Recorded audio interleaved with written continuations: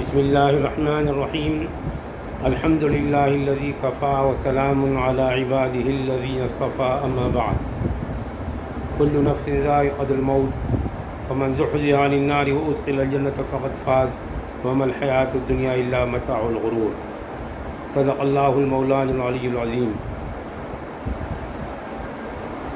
قرآن پاک کی آیت مبارکہ جو میں نے آپ حضرات کے سامنے تلاوت کی، جس کا مفہومی ترجمہ یہ ہے ہر جاندار کو موت کا ذائقہ چکھنا ہے۔ فمن زحزح عن النار وادخل الجنة، جو دوزخ سے دور کر دیا گیا، دوزخ سے بچا دیا گیا، محفوظ کر دیا گیا، جنت میں داخل کیا گیا، فقد فاز، وہ حقیقتاً کامیاب ہو گیا۔ وما الحیاۃ الدنیا الا متاع الغرور، اور دنیا کی زندگی ایک دھوکے کا سامان ہے۔ تمہیداً یہ آیت مبارکہ اور تیمناً میں نے شروع کی کہ ہر کام اللہ کے کلام کی ابتدا سے کرنے، تلاوت سے کرنا چاہیے۔ اس وقت ایک المناک قبر، دردناک قبر، جس نے ہوش و حواس تھوڑے سے گم ہو گئے، انا للہ و انا الیہ راجعون، استاد محترم حضرت مولانا سید سلمان حسین ندوی رحمۃ اللہ علیہ کہنے پر اب زبان اور ہونٹ مجبور ہیں اور قلم رحمۃ اللہ علیہ لکھنے پر مجبور ہیں۔ وہ ہمارے درمیان سے جدا ہو گئے، مالک حقیقی سے جا ملے، اور وہ وہاں پر یقیناً حضرت علی حضرت حسین رضی اللہ تعالیٰ عنہ کے ساتھ بات چیت کر رہے ہوں گے، ان کے ساتھ ہوں گے، ہمیں پورا یقین ہے۔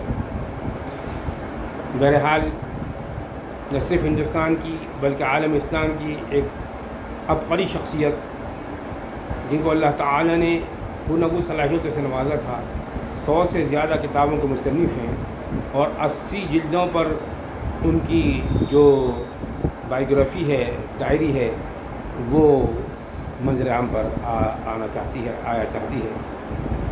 بہرحال اللہ نے ان کو کتابی صلاحیت بھی عطا فرمائی تھی، کتابی صلاحیت بھی عطا فرمائی تھی، قلمی صلاحیت بھی عطا فرمائی تھی۔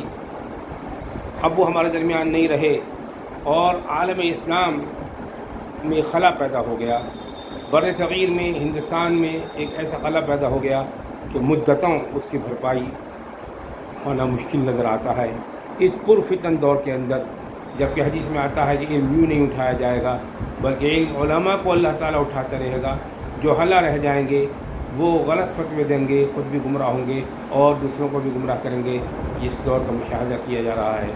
ایسے پرفتن دور کے اندر حضرت مولانا کا ہمارے درمیان سے چلا جانا، اللہ کا اپنے پاس بلا لینا، اللہ کی فیصلوں پر ہم راضی ہیں، اور مومن کا شان یہ اللہ کے فیصلوں پر راضی رہے، اور وہ وہاں بہت اچھی جگہ ہیں۔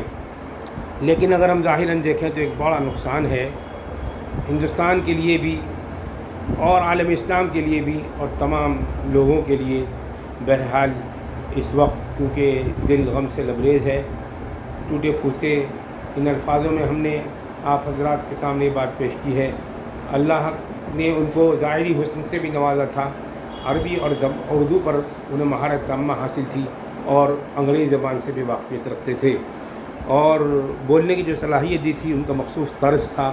اللہ تعالیٰ ان کے حسنات کو قبول فرمائے، سیئات سے درگزر فرمائے، معاف فرمائے، اعلیٰ علیین میں جگہ دے، اور ان کو نبی اکرم صلی اللہ علیہ وسلم کے ساتھ حوض کوثر پلائے، اور اس وقت وہ حضرت امام حسین، حضرت علی رضی اللہ تعالیٰ عنہ کے ساتھ ہوں۔ اے اللہ تو ان کی مغفرت فرما۔